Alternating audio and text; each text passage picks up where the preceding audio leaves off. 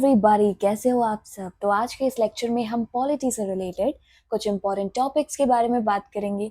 अगर आपका art stream रहा है या फिर आपने ग्रेजुएशन लेवल पर पॉलिटी स्टडी किया है तो वेल एंड गुड, आपके लिए ये वाला पोर्शन तो बहुत ज़्यादा इजी होगा और आप इजीली स्कोर कर पाएंगे।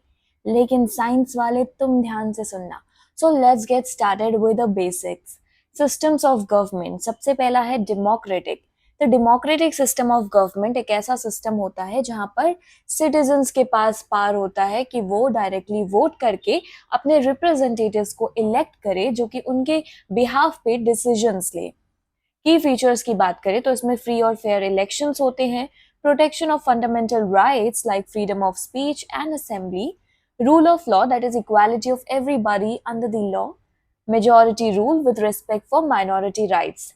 एग्जाम्पल्स की बात करें तो हमारा देश Bharat, United states, Canada and many European Nations. जैसे डेमोक्रेटिक सिस्टम में सिटीजन्स के पास पावर था, वैसे ऑटोक्रेटिक सिस्टम की बात करें तो इसमें सारा पावर कंसंट्रेटेड होता है in the hand of a single person या एक स्मॉल ग्रुप जिसके पास लिमिट्स होते हैं। बहुत कम लिमिट्स के साथ सारा पावर उनके हाथ में कंसंट्रेटेड होता है। फीचर्स की बात करें तो रेस्ट्रिक्टेड और एब्सेंट इलेक्शन, ऑपोजिशन को सप्रेस करना, लिमिटेड इंडिविजुअल राइट्स, लीडर और ruling group may not be subject to the rule of law. Example की बात करें तो नॉर्थ कोरिया। फेडरल सिस्टम, हमारे देश भारत में भी फेडरल सिस्टम है। फेडरल सिस्टम एक ऐसा सिस्टम होता है जहां पर पावर डिवाइडेड होता है between central government and multiple regional या स्टेट गवर्नमेंट। हर एक लेवल ऑफ गवर्नमेंट के पास एक डिफाइंड एरियाज ऑफ अथॉरिटी होता है। फीचर्स की बात करें तो एक रिटन कॉन्स्टिट्यूशन होता है जो कि आउटलाइन करता है division of powers. Independent courts होते हैं जो कि रिजॉल्व करते हैं disputes between different levels of government. Example की बात करें तो United States, India, Germany, Canada. Next we have monarchy and republic. तो मोनार्की की बात करें तो जब किंग, क्वीन या फिर एम्परर रूल करते हैं कंट्री को तो ऐसे फॉर्म ऑफ गवर्नमेंट को मोनार्की कहा जाता है। रिपब्लिक एक ऐसा फॉर्म ऑफ गवर्नमेंट है जहां पर लोग अपने रिप्रेजेंटेटिव को इलेक्ट करते हैं and they have supreme power. अब यहाँ पे आपके स्क्रीन पर क्वेश्चंस डिस्प्ले हो रहा होगा। Let's have a look at that. Which of the following is a key feature of polity? पहला ऑप्शन है a system of social organization with a collective identity. Second, a focus on acquiring economic power. Third, an ideology based on strict religious principles. Fourth, an emphasis on military right. So we have all these four options. इसमें correct कौन सा है? पहला वाला, a system of social organization with a collective identity. Next का बताओ, what does the concept of rule of law means. Pause करके फटाफट आंसर लिखना। So the answer is A, law makers must follow the laws they create. Which of these is not a typical source of law? Legislation, judicial president, customs and traditions, public opinion. So the answer is public opinion polls. What is the difference between politics and polity? ध्यान से सुनना। Politics is the process of decision making and polity is the structure where it happens. Next, a fundamental right enshrined in constitution is a right that cannot be taken away by the state except in narrowly defined circumstances. All right. So now we have, it was in 1934 that the idea of a constituent assembly for India was put forward for the first time by M.N. Roy, a pioneer of the communist movement in India and an advocate of radical democratism. In 1935, the Indian National Congress for the first time officially demanded a constituent assembly to frame the Constitution of India. अब हम constitution से related कुछ important pointers पे नजर डालेंगे। Let's get started. हमारे देश का संविधान अडॉप्ट किया गया था नवंबर 26, 1949 and it came into effect on January 26, 1950. So the Constitution of India is the supreme law of India, laying out the framework for governance, fundamental rights, directive principles and duties of citizens.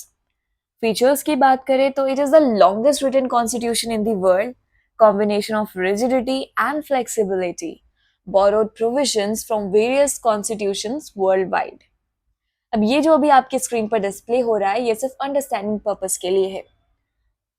सबसे पहले है government of India act 1858 which ended East India Company's rule and brought India under British Crown control.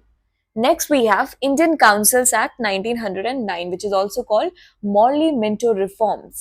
So, it introduced limited representation of Indians in legislative councils. Next, we have Government of India Act 1919. अब ये वाला थोड़ा सा important है, which is Government of India Act 1935. So, it proposed a federal structure, expanded provincial autonomy, laid the foundation for the Indian Constitution's federal features. अब constituent assembly of India के बारे में कुछ इंपॉर्टेंट पॉइंटर्स है जिसको मैंने एकदम पॉइंट वाइज यहाँ पे मेंशन किया है, उस पर नजर डालते हैं। फॉर्मेशन की बात करते हैं। तो सबसे पहले कॉन्स्टिट्यूएंट असेंबली के बारे में आइडिया किसने प्रपोज किया? M N. Roy in the year 1934 and then officially demand हुआ इंडियन नेशनल कांग्रेस के द्वारा इन 1935 और finally under the Cabinet Mission Plan ये कॉन्स्टिट्यूट किया गया इन द ईयर 1946। उस टाइम के कॉम्पोजिशन की बात करें तो कैसे डिसाइड हुआ था? तो members elected by provincial assemblies, representation होना था डाइवर्स कम्युनिटीज और इंटरेस्ट का। बहुत सारे नोटेबल लीडर्स थे कॉन्स्टिट्यूएंट असेंबली में जिनका नाम है जवाहरलाल नेहरू, सरदार पटेल एंड राजेंद्र प्रसाद। और ऑब्जेक्टिव क्या था? Draft a constitution for independent India. जब हमारे देश के संविधान की बात होती है तो बाबा साहेब अंबेडकर का रोल बहुत ज्यादा है।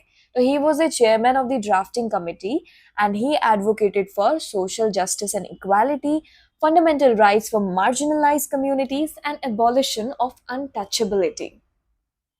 ड्राफ्टिंग प्रोसेस की बात करें तो it was drafted by the Constituent Assembly from 1946 to 1949। Let's have a look at the milestone. अभी जो हमने पढ़ा उसको एक पॉइंटर्स में 5 पॉइंट में रिवाइज करते हैं। 1934 में एम.एन. रॉय ने प्रपोज किया था आइडिया ऑफ कॉन्स्टिट्यूएंट असेंबली। 1935 में इंडियन नेशनल कांग्रेस ने ऑफिशियली डिमांड किया कॉन्स्टिट्यूएंट असेंबली। 1946 में ये फॉर्म किया गया। 1949 में कॉन्स्टिट्यूशन अडॉप्ट हुआ और 1950 में constitution came into effect on January 26, which is celebrated as Republic Day, January 26, 1950, संविधान दिवस। एम.एन. रॉय का रोल क्या है? उन्होंने प्रपोज किया आइडिया।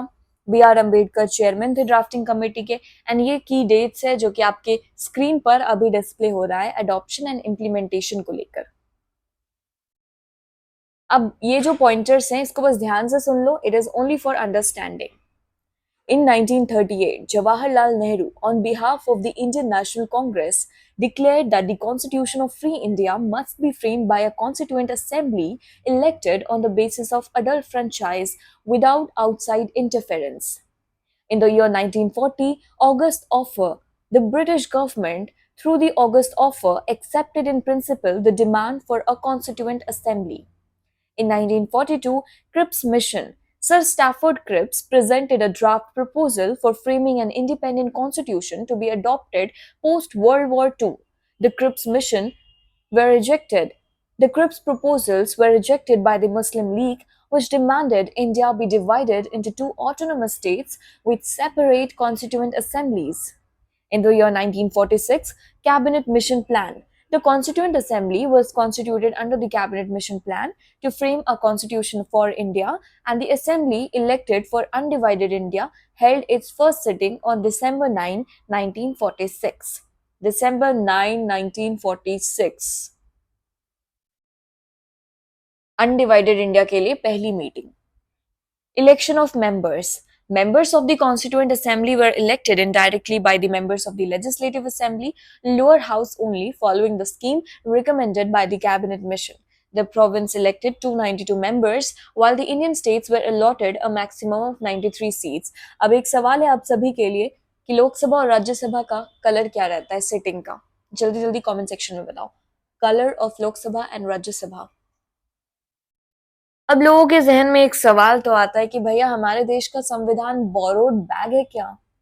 क्योंकि अगर आपने पढ़ा होगा तो संविधान में जो डिफरेंट डिफरेंट पार्ट्स हैं, डिफरेंट चीजें हैं, वो अलग अलग देशों से ली गई है और काफी सारी चीजें ली गई है। इस रीजन से लोगों के जहन में ये सवाल आता है। तो इसका आंसर है नहीं। हमारे देश का संविधान it's not a borrowed bag. It was drafted after 3 years of deliberation bye the Constituent assembly.